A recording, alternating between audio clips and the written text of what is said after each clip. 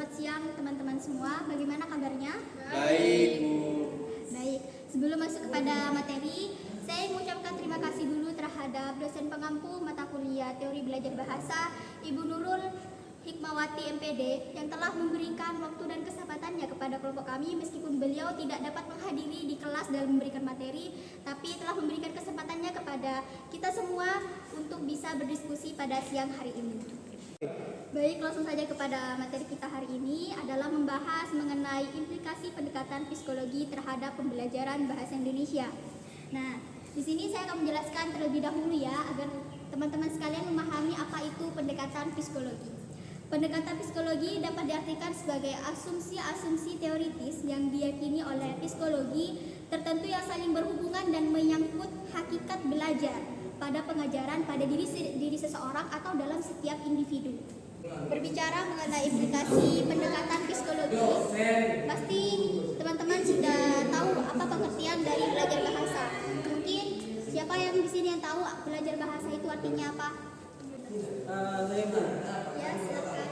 Jadi begini, Bu, mengenai perihal pembelajaran bahasa, tentunya kita banyak aspek-aspek di dalam belajar tersebut. Misalkan kita belajar tentang perihal pembahasan kita terhadap orang lain, misalkan kita berbahasa apa dan orang lain berbahasa apa.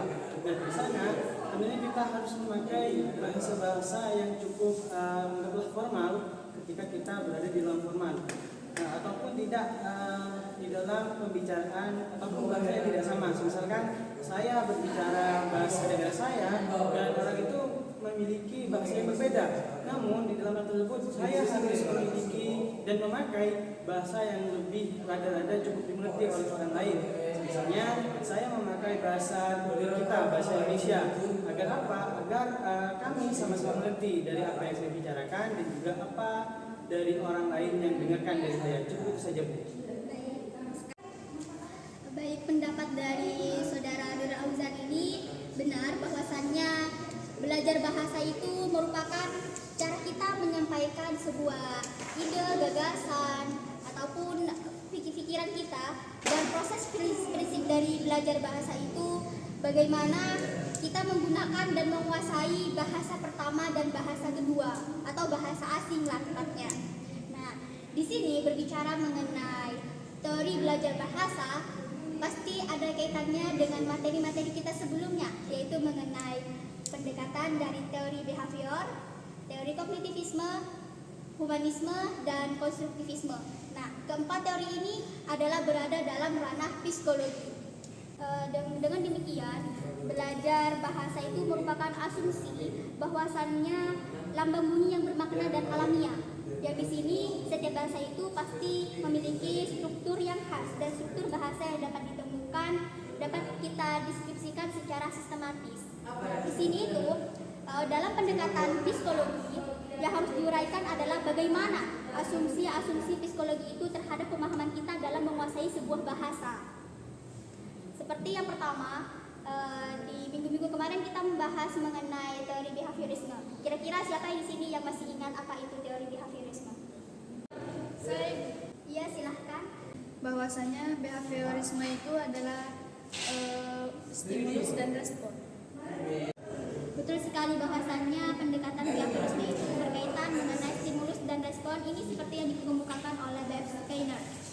Dan kami di sini menyimpulkan bahwa pengertian belajar itu merupakan pembentukan antara stimulus dengan respon. Artinya begini, ketika kita belajar, kita menyangkal adanya kemampuan bawaan dan meyakini bahwa belajar itu merupakan kecerdasan bawaan yang ada dalam diri kita sendiri. Seperti itu. Lalu mengenai pendekatan kognitivisme, siapa yang bisa menjawab? Saya Ibu. Teori belajar kognitif adalah proses belajar yang berkaitan dengan akal pikir manusia. Baik, benar sekali bahwasannya teori dari kognitivisme ini berkaitan mengenai proses belajar pada akal pikiran manusia. Jadi di dalam teori ini tuh lebih mementingkan proses belajar bahasa daripada hasil belajar bahasa itu sendiri. Yang mana ini lebih menaruh perhatian pada peristiwa-peristiwa internal yang terjadi dengan melibatkan proses berpikir secara kompleks. Berbicara mengenai kognitivisme, nah ini adalah bagaimana seseorang itu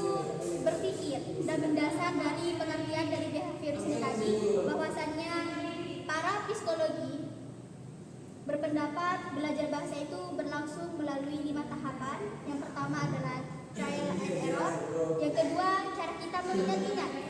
Yang ketiga adalah menirukan. Yang keempat, bagaimana kita mengasosiasikan. Dan yang kelima adalah bagaimana cara kita dalam menganalogikan. Seperti itu. Antara pendekatan behaviorisme dan pendekatan kognitivisme muncullah pendekatan humanisme. Setiap manusia itu diberikan kemampuan untuk berpikir. Bagaimana cara ia memiliki akal dan pikiran yang berbeda yang harus bertanggung jawab dengan apa yang telah ia lakukan. Nah, Gardner dan Briggs ini mengatakan bahwa pendekatan humanisme ini adalah pengembangan nilai-nilai dan sikap pribadi yang dikehendaki secara sosial dan perolehan pengetahuan yang luas, baik cara kita tentang sejarah, sastra, ataupun dalam pengolahan strategi berpikir yang produktif. Nah, dari pendekatan humanisme maka muncul lagi yang namanya pendekatan konstruktivisme. Berbicara mengenai konstruk, konstruk artinya adalah bentukan. Bentukan di sini adalah konstruktivisme menuntut siswa itu untuk belajar mandiri. Siswa dituntut aktif dalam memperoleh dan memecahkan masalahnya sendiri. Nah, guru sebagai fasilitator yang mengarahkan, yang membimbing, sedangkan siswa itu dituntut untuk memecahkan masalahnya sendiri. Dari keempat teori tadi, maka muncullah implikasi pendekatan psikologi terhadap pembelajaran bahasa Indonesia. Implikasi pendekatan psikologi terhadap pembelajaran bahasa Indonesia di sini diharapkan dapat menguasai bahasa yang diajarkan secara baik melalui pengetahuan dan pengalaman yang diperoleh oleh siswa itu, baik dalam proses pembelajaran atau dalam proses pengamatan yang ia lihat dalam kehidupan sehari-hari. Yang nantinya dalam proses ini akan membuat siswa bisa mampu dalam mengucapkan segala sesuatu, membentuk kebiasaan yang dimana otomatis dalam mengucapkan bunyi-bunyi di sini itu bahasa yang dipelajari dapat disampaikan secara benar tanpa adanya ragu-ragu. Yang kedua, cara melatih ucapan itu harus diawali dengan sebuah deskripsi sederhana bagaimana suatu bunyi bahasa itu nantinya akan dihasilkan dan beberapa perbandingan dengan bahasa pertama ketika awal belajar menirukan bahasa yang ia tangkap. Dan yang ketiga, implikasinya adalah nantinya dapat mempermudah proses pembelajaran siswa dalam memahami apa yang disampaikan oleh para penuturnya. Yang diharapkan nantinya siswa itu dapat menggunakan bahasa Indonesia dengan baik dan benar dengan ejaan yang baku, baik ketika ia berbicara formal ataupun informal. Apalagi saat ini kita dihadapkan dengan perkembangan zaman yang serba modern. Pastinya bahasa yang digunakan oleh siswa juga akan tergeser. Maka dengan pendekatan psikologi ini, dari beberapa teori pendekatan yang telah kita pelajari sebelumnya, diharapkan itu akan menjadi bekal yang cukup untuk siswa dalam memahami bagaimana ia berbicara dengan lawan tuturnya ataupun ketika dia berinteraksi dalam lingkungan sekitarnya. Kurang lebihnya seperti itu.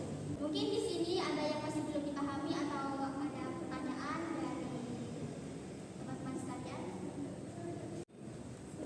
Oke.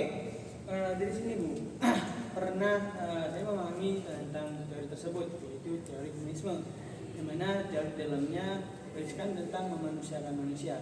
Nah, di dalam konteks tersebut barusan disinggung bahwasanya ada bahasa, saya dengar ada bahasa-bahasa baku, sepertinya bahasa formal dan bahasa sebagainya.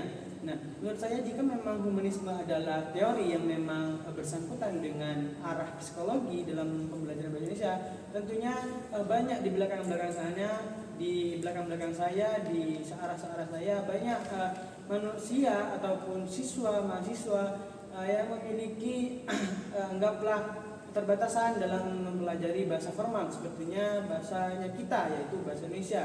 Terkadang banyak orang yang ingin meluapkan idenya ataupun gagasannya, karena keterbatasan tersebut maka anggaplah pendapatnya seringkali tidak tersampaikan karena ada anggaplah ketidakmampuan dalam berbahasa Indonesia. Nah, jika kita kaitkan dengan humanisme yang mana katanya adalah memanusiakan manusia, nah di sini tentunya ada pertanyaan bagi saya, apakah bagaimana respon seorang guru ketika ada seseorang siswa yang bertanya dengan bahasanya sendiri, dengan bahasa yang dipelajari sejak dini, semisal bahasa daerahnya sendiri, namun tidak dengan bahasa yang sudah bahasa formal, sebenarnya bahasa yang digunakan kita dalam sehari-hari di dalam lingkup perkuliahan dan persekolahan. Jadi kebanyakan seseorang ataupun orang lain yang mengutamakan idenya untuk disampaikan kepada orang lain. Nah, bagaimana Bu tentang perihal tersebut? Ada seseorang siswa yang ingin menyampaikan idenya, namun tidak dengan bahasa yang formal, dengan bahasa yang anggaplah yang harus diwajibkan di bahasa kita sendiri. Padahal di dalam penguatan ataupun meluluskan manusia menurut humanisme tersebut, tentunya hal tersebutlah tidak penting bagi kita. Yang penting adalah bagaimana manusia itu idenya tersampaikan pada kita. Mengenai bagaimana kita sebagai guru menyikapi siswa yang dalam menyampaikan idenya itu tidak menggunakan bahasa formal, melainkan menggunakan bahasa daerahnya. Dan bahkan siswa itu masih belum mampu menguasai adanya penggunaan bahasa secara formal itu sendiri. Di sini kaitannya dengan pendekatan humanisme yang berbicara mengenai memanusiakan manusia, dapat dilihat bahwasannya peserta didik itu bagaimana mengembangkan potensi dirinya. Kita biarkan dia mengemukakan idenya. Nah, kita sebagai guru harus bisa memahami apa yang sedang ia sampaikan, karena pada dasarnya humanisme ini bukan melihat bagaimana sudut pengamatnya, melainkan melihat pada sudut pandang perilakunya. Nah, sebagai guru kita harus membimbing untuk mereka dapat mengembangkan potensi dirinya dan berusaha mengajarkan penggunaan bahasa Indonesia yang baik dan benar, karena tentunya penggunaan bahasa daerah ketika menyampaikan ide atau gagasan di lingkungan kelas ataupun dalam proses pembelajaran ini tentunya kurang tepat. Nah, bagaimana kita sebagai guru harus mengolah secara maksimal agar siswa itu dapat menggunakan bahasa Indonesia, dan ini mutlak. Karena apa? Tidak mungkin setiap individu itu tidak bisa berbahasa Indonesia, karena bahasa Indonesia ini adalah bahasa persatuan, bahasa yang universal, bahasa arbitrer berdasarkan kesepakatan bersama. Kurang lebihnya seperti itu. Baik, setelah kita mempelajari dari materi awal mengenai pendekatan psikologi dan implikasinya terhadap pembelajaran bahasa Indonesia, dari materi ini kita dapat simpulkan bahwasannya pendekatan psikologi ini adalah asumsi-asumsi yang diyakini oleh para psikologi tertentu yang saling berhubungan dan menyangkut bagaimana hakikat belajar dan proses pengajaran pada diri seseorang, bagaimana kita belajar berbahasa, dan bagaimana kita mengimplementasikannya dalam kehidupan sehari-hari. Dan berbicara mengenai teori pendekatan bahasa ini, ada kaitannya dengan teori-teori pendekatan yang sudah kita pelajari minggu-minggu kemarin, seperti behavior, konstruktivisme, kognitivisme, dan humanisme. Dari keempat pendekatan teori tadi saling berkaitan dan berkesinambungan dengan pendekatan psikologi, dan itu semua berada dalam ranah psikologi. Itu saja yang bisa saya sampaikan. Saya harap dari pertemuan kita hari ini dapat menambah wawasan teman-teman sekalian mengenai pendekatan psikologi dan implementasinya dalam pembelajaran bahasa Indonesia. Terima kasih. Assalamualaikum warahmatullahi wabarakatuh. Waalaikumsalam warahmatullahi wabarakatuh.